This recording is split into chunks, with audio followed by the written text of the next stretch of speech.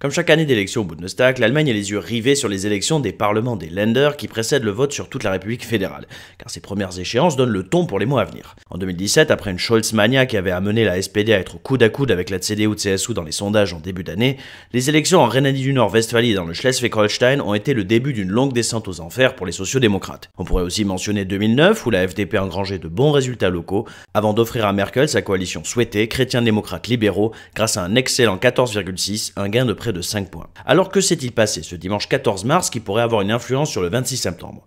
On va analyser qui sont les perdants et les gagnants de ce dimanche soir. 3 gagnants: Die Grünen, la FDP, les Freie Wähler. Les écologistes consolident leur place de premier parti dans le Baden-Württemberg, gagnant même plus de 2 points par rapport à 2016. Ils auront même le luxe de choisir leur partenaire de coalition, mais nous y reviendrons dans un deuxième temps. En Rheinland-Pfalz, le parti vert progresse de 4 points et devient désormais le troisième parti du Land, passant devant l'AfD et la FDP. Il prendra ainsi une place plus importante dans la coalition rouge-vert-jaune qui devrait être reconduite. Même si les libéraux perdent un peu moins d'1 point en Rhénanie-Palatinat, ils gagnent plus de 2 points dans le Baden-Württemberg, passant au-dessus de 10%. Un gain non seulement important pour eux, mais qui pourrait changer la donne politique du Land. Le ministre-président écologiste Kretschmann, qui gouverne jusqu'à maintenant avec la CDU, pourrait choisir de vouloir former une coalition aux mêmes couleurs que la Rhénanie-Palatinat, avec les sociaux-démocrates et les libéraux. Cette constellation serait une catastrophe pour les chrétiens-démocrates, mais nous y reviendrons. Les Freie Wähler, comme dit dans la vidéo sur les partis candidats à l'élection au Bundestag, sont un parti libéral-conservateur qui n'avait jusqu'à maintenant que des élus en Bavière. Ils en auront désormais également de le Rheinland-Pfalz, puisqu'ils sont parvenus à passer la barre des 5%. Et même s'ils n'ont pas réussi le même exploit dans le Baden-Württemberg, ils ont gagné plus de 3 points dans les deux Länder, et ils pourraient représenter une alternative crédible à la CDU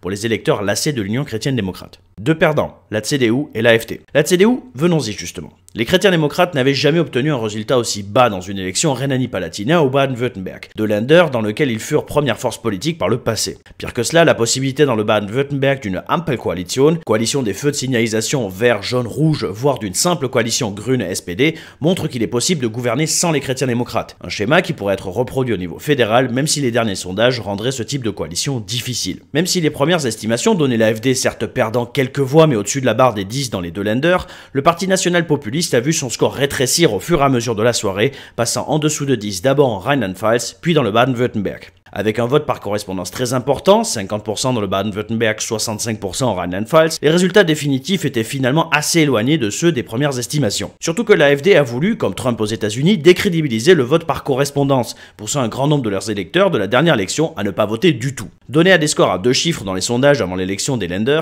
l'alternative pour l'Allemagne pourrait voir son score baisser également au niveau fédéral, surtout que plusieurs instituts les donnaient déjà à 9 avant dimanche dernier. Qu'en est-il enfin de la SPD? Certes, les sociaux-démocrates continuent à perdre des points, néanmoins ils restent première force politique en Rhénanie-Palatinat. Et surtout, ils se réjouissent de voir que les deux Länder pourraient être gouvernés sans participation de la CDU, un modèle qu'ils souhaiteraient reproduire au niveau fédéral, que ce soit dans une coalition verte-rouge-rouge ou verte-rouge-jaune. Néanmoins, beaucoup de journalistes leur ont rapidement rappelé hier soir qu'un tel scénario se ferait a priori sous la houlette d'un chancelier écologiste et non social-démocrate. C'est ici que la réponse devient « on verra ». Et c'est aussi ce que nous allons faire en attendant le 26 septembre. Bis bald.